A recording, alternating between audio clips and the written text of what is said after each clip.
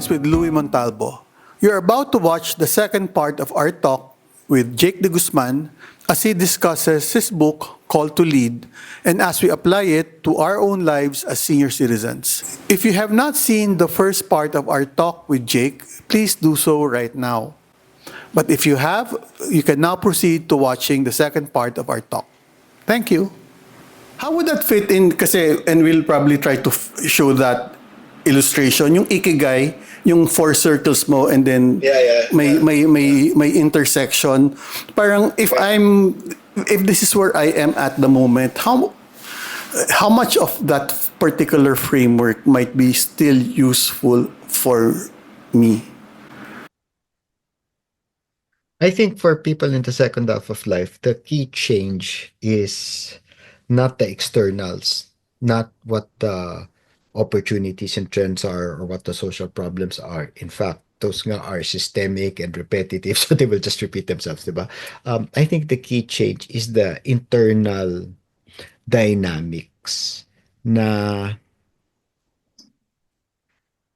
there is a movement in the second half of life to become who you really are, no longer to fit what society says you should do, but that idea of my passions and what inspires me is no longer outward looking, but more interior looking.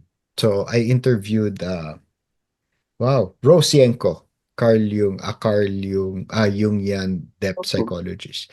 Then sabi niya, Jake, in the first half of life, the hero's adventure nga is to make your mark in the world. In the second half of life, it's to descend into your interior to become who you really are.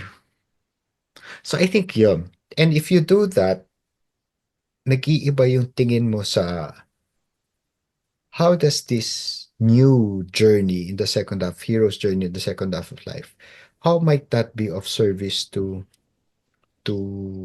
the people who need something? They might be people exactly like me, people going through social problems in my community, in my country, whatever it is. Could be the same call that's been showing itself since you were a teenager, which is for me, I think that's my story. Uh, or it can be parang a new dimension. So I think the framework helps, pero nag-iiba na yung interior. Yung movement ng interior is no longer external looking, but inward looking. Sorry, my hair, kinilibutan. Ano ulit yung second half? Sabi ni Rose, you descend. Can you... You descend into your inner world to become who you really are. Nakakatakot yun, Louie, ah. Hindi yun madali. Yung first stage nun is you encounter your shadows, the things you've repressed. So, yung mga initial manifestation nun, people will have monster dreams and they will see monsters outside, be they horrible public officials or in their dreams, monsters. And the more they face it, the monsters start to become more human and they start to get smaller. But the first stage is is scary. Now that you mention it, parang yung I started this podcast about a year ago and I really just felt I wanted to do it. But based on the initial responses and reactions of those listening to the podcast, it seems that there is a service being served by this. And it just so happens that I've put it out there, my own struggles, because I have so many questions about when I turned 60 that I really didn't know the answers to, and I'm still very much grappling with it. It's just that when my producer, si JJ, said, don't you want to share your struggle through a podcast? I initially dismissed the idea because I'm not that kind of a person, but we'll see. Anyway, so yun.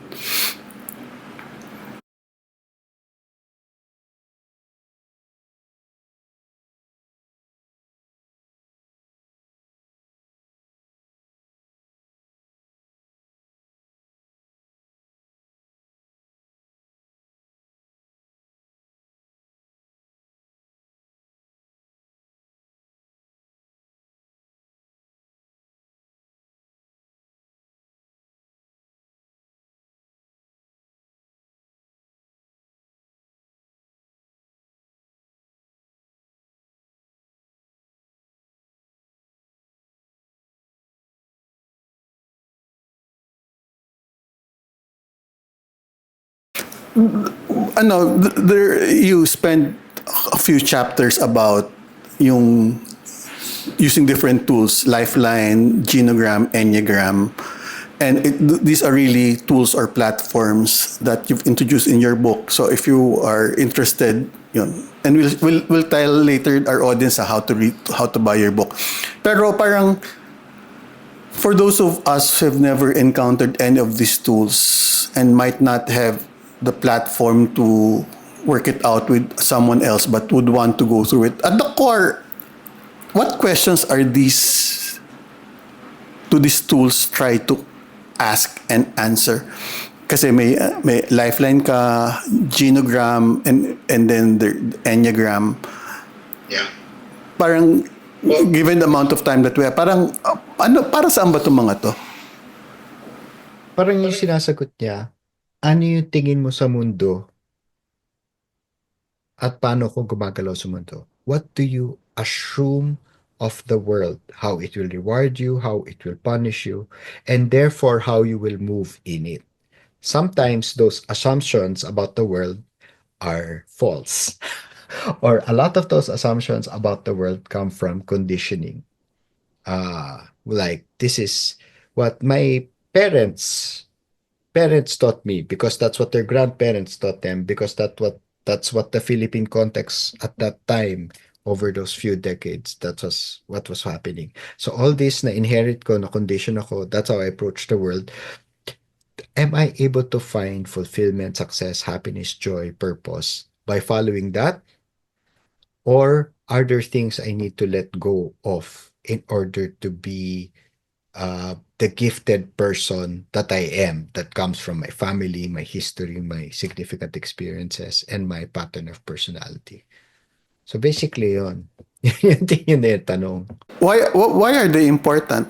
Why do I even need to bother myself asking those questions? Why do I need to better understand how I was formed by my family, by my emotional, psychological makeup, and how does that shape how I view things, how I view the world, and parang, Well, because if you don't answer, sasabit ka. Sasabit ka sa buhay. sorry, can you better, what does the sasabit ka sa buhay mean? You will repeat patterns that you don't like. You will always go to this job.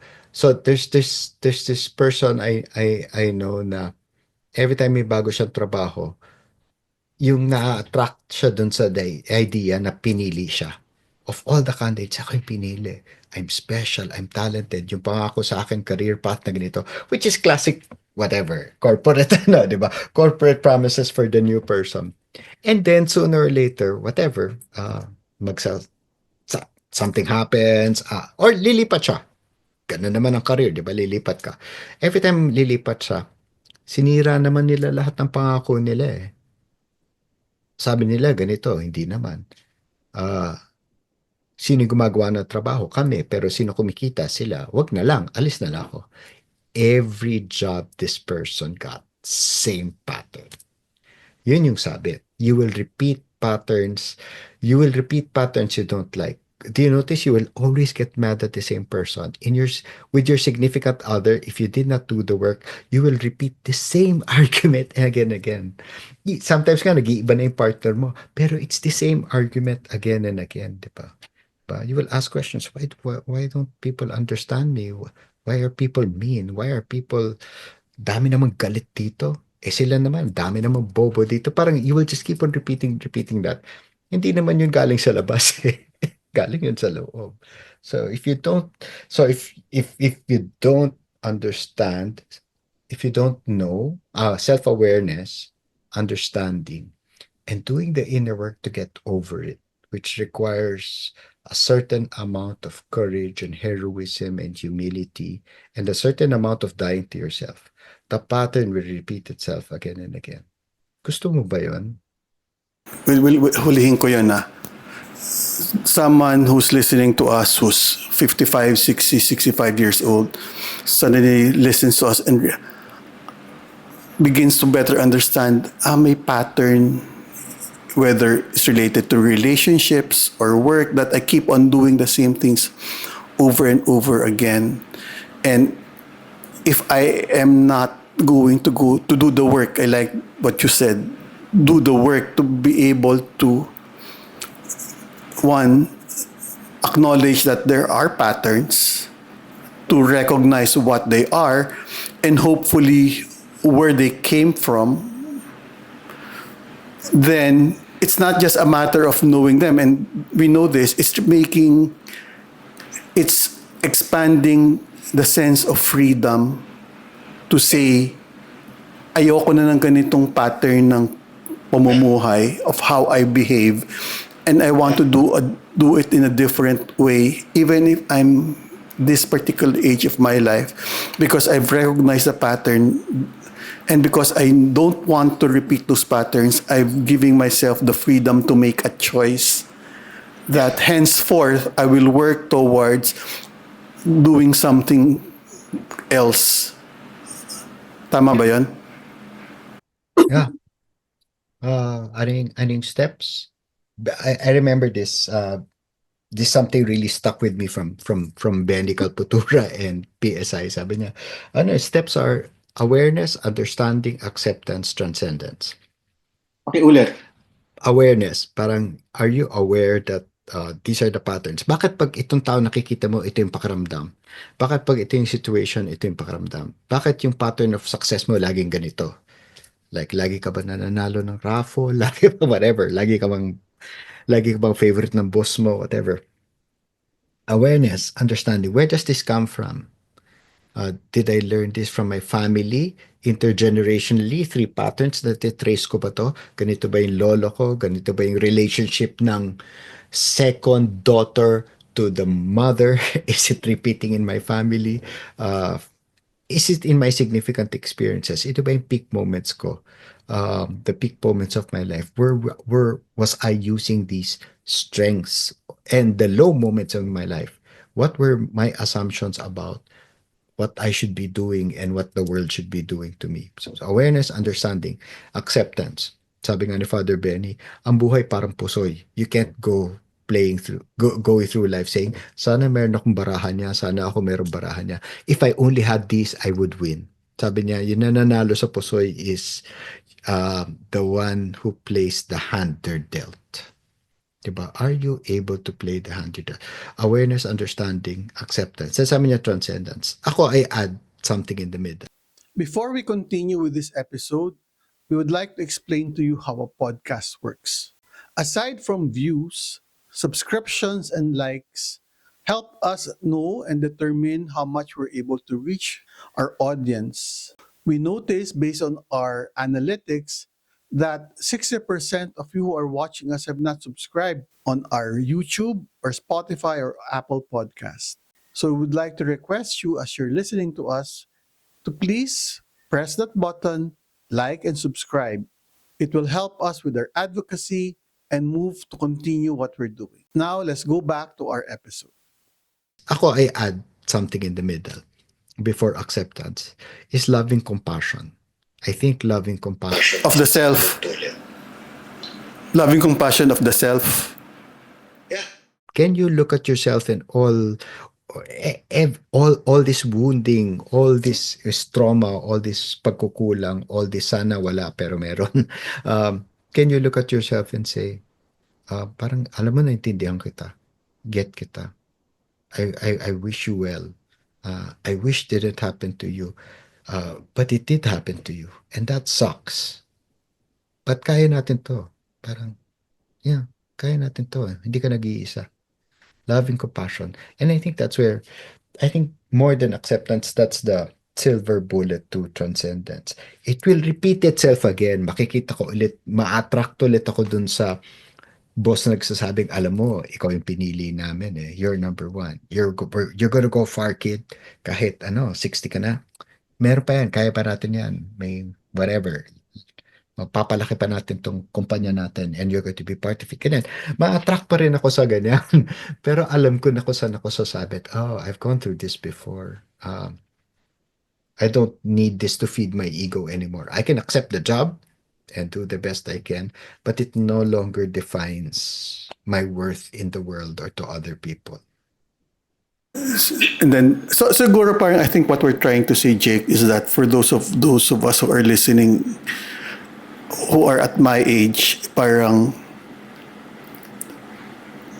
pwede pang gawin and kaya pang gawin, and that if we accept the premise that the second half of one's life is to descend upon oneself, that part of the work includes understanding that the inside of yourself better, to be able to make choices that will allow you to become, as you were saying a while ago, be more authentic to yourself. And if one cannot do that, if one is not able to have a better understanding of who you are as a person, and that includes what you're saying, patterns of behavior and the way one looks at life. Okay. Yeah. And I think the studies have shown from current sociological studies, psychological studies to ancient wisdom traditions that really parang a shift has to happen in the second half of life. And the shift is marked by sometimes a sense of loss, a wounding, career that's no longer possible, uh, health that is no longer there, loss of loved ones, and that brings you from the outside to the inside to journey inward. Ano talaga siya? Yun talaga yung kwento ng buhay natin. And if you know nga, if sabi ni Joseph Campbell, parang you don't need to refigure it out. The map has been drawn previous generations. You just have to follow the hero's journey, the hero path. And take that first step in terms of actually wanting to, kasi yung hindi yung that process of trying to understand oneself and facing, you know, the choice that one's made, those are not easy things to do. Hindi siya madali. So parang siguro yung, oh sige, you know, someone's listening to us and okay, you've triggered me enough, you've ano, sige, now what do I do? First is get your book, and then Buy the book, available at Ateneo Press, Lazada, Shopee.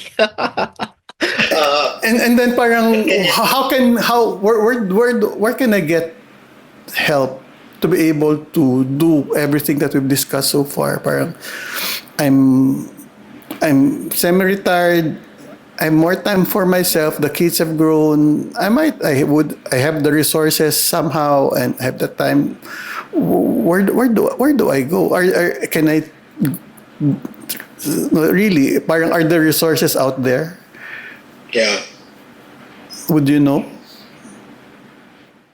Yung nga, if you're going to do it on your own and use whatever is available on the internet, from podcasts like this to books to interviews, I would always say check out Father Richard Rohr. He's considered a modern mystic.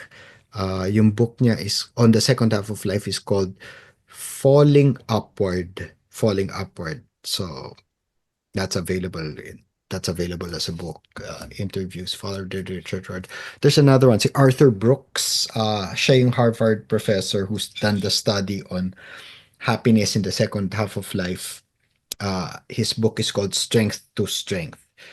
Si Oprah Winfrey, Super Soul Sunday podcast, likes to interview ganyan thought leaders. So si Arthur Brooks, and there's this other one who talks about the second half of life.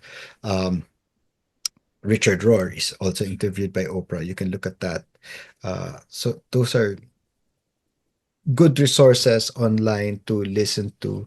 Nothing like getting help face to face.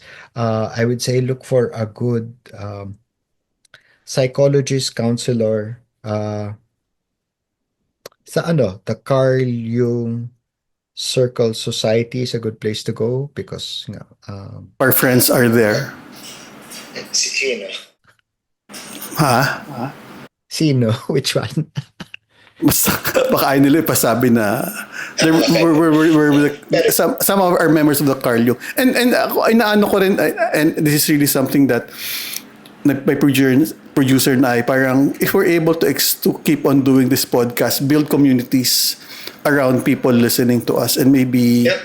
if our audience would want, sige, you've triggered me enough and I have no one else to go to, can you help build communities? That might also be a possibility. Yeah. Ako, Ikaw ba, would you be available for some kind of, conversation? I'm actually getting my certification in Jungian coaching. So yes, it's something I'm surprisingly doing, starting to do coaching. And the thing I like about coaching, yung turo sa akin, this particular school, it says coaching model versus therapy model. Therapy model sort of assumes there's something wrong with you that we have to fix, like a trauma you have to get over. Ganun. Coaching model doesn't assume there's anything wrong with you.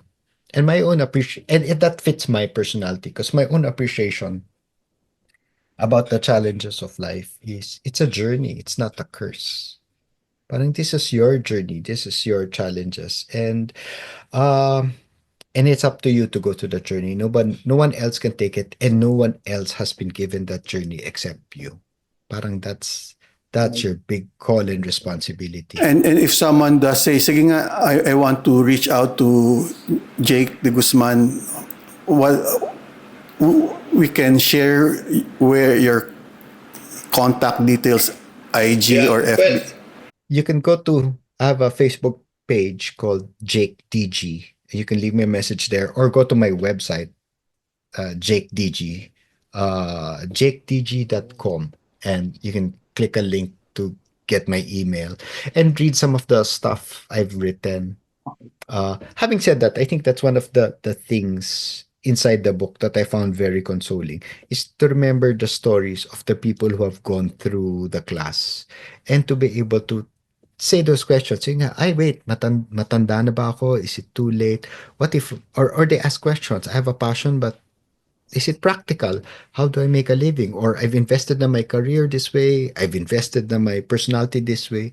Is it too late to change? And to remember those stories and to tell those stories, so that anyone who goes through the book and is asking those questions will one hopefully be seen and understood. And I think that's the powerful thing, diba? To be able to let people see and understand themselves, but also to feel that they're not alone. That these are questions that are part of the journey, and therefore papasukan ko to. And sa akin, one practical thing that our listeners might do right away is buy a journal notebook, buy a pen, and start writing your thoughts. Sa akin, I don't do it regularly enough, but whenever I do find myself confounded by life's questions, I write them down, and yeah. being able to externalize it and help clear my mind. So that's something you can do now. Just you can use your iPhone, your laptop, and just write. Na walang purpose, no grammar. Ang tawag nila dirty pages, 'di ba? Morning pages. Labas ka lang na labas. Ako ganun. Pag if I feel magsusulat ako, just labas ng labas ng labas. That's one. Ako, the other one, if you're going to journal, or if you're going to those are the other things. Get into a meditation practice. If you're going to journal, observe your thoughts. Parang what feelings are associated with what thoughts? Nagko-connect yun and in what situations. Then, kasi sooner or later, mapapansin mo yung pattern. Okay, sige. JJ saying naka-isang oras na tayo.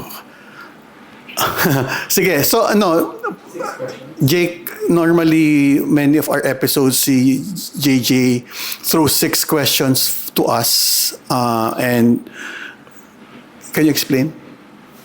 So either answerable by yes or no, but by short answers. So okay, sige. Parang hot takes, ganun. Yes, sige. Game.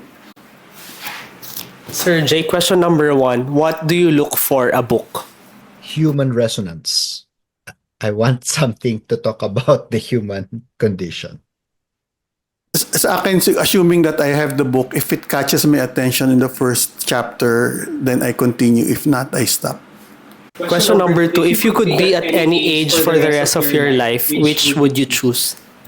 I don't want to answer the question kasi ano siya eh. I don't like this idea of there's one time in your life better than the other. There's one career better than the other. There's one choice better than the other. Okay, so the third question is, would you rather be an expert at one thing or pretty good at many things? My strength is I'm pretty good at many things. Actually, it's a strength. It's a Gallup strength. It's called connectedness. Parang I'm able to put many different ideas together. Same.